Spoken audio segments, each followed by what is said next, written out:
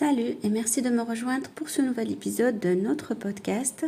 L'expression que j'ai choisie pour vous aujourd'hui, c'est « ne pas être dans son assiette ». Donc, est-ce que vous connaissez le sens de cette expression ? C'est une expression qui est utilisée assez souvent par les francophones à l'oral et que vous pourrez rencontrer dans des films, dans des livres, etc.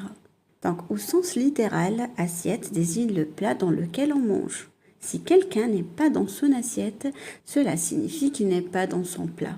Une image qui paraît absurde, c'est donc une expression qui, au sens propre, n'a pas vraiment de cohérence concrète. Mais au sens figuré, ne pas être dans son assiette signifie que quelqu'un ne se sent pas bien, soit physiquement, soit moralement. La personne est fatiguée, préoccupée ou malade et ne se sent donc pas dans son état habituel. C'est une manière imagée de dire qu'on n'est pas en forme et qu'on ne se sent pas à l'aise, comme si quelque chose n'allait pas avec son équilibre habituel. Donc, comme d'habitude, rien n'est meilleur que d'employer cette expression dans différents contextes. C'est à mon avis un des meilleurs moyens pour vraiment non seulement comprendre l'expression, mais ensuite être capable de l'utiliser dans votre français à l'oral. Donc, par exemple, imaginez un enfant à table qui ne mange pas beaucoup. Son père lui demande « Ça va, tu n'es pas dans ton assiette aujourd'hui ?» Cela signifie que l'enfant semble fatigué ou préoccupé, comme s'il n'allait pas bien.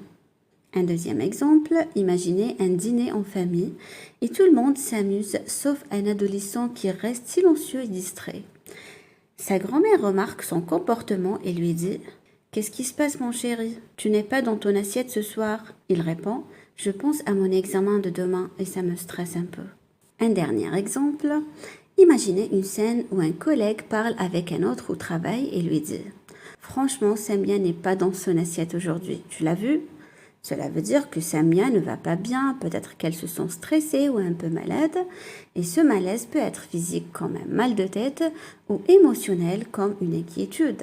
Il existe des dizaines de moments où l'on peut utiliser cette expression, mais gardez en tête que cela exprime toujours l'idée de quelqu'un qui n'est pas au mieux de sa forme. Donc voilà, j'espère que de votre côté, vous vous sentez bien dans votre assiette, plein d'énergie et de passion pour progresser en français de manière fluide et naturelle.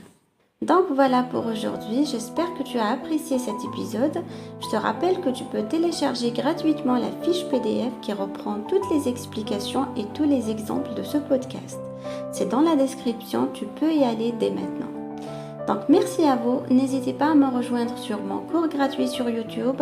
Chacun de mes articles est accompagné d'un fichier PDF qui est dans la description de cette vidéo. Si tu as aimé, mets un petit j'aime, un petit pouce en l'air, ça fait toujours plaisir et ça nous aide à choisir les sujets qu'on aborde sur la chaîne. Et bien sûr, abonne-toi à la chaîne YouTube de Français Spontané en activant les notifications pour ne rien manquer.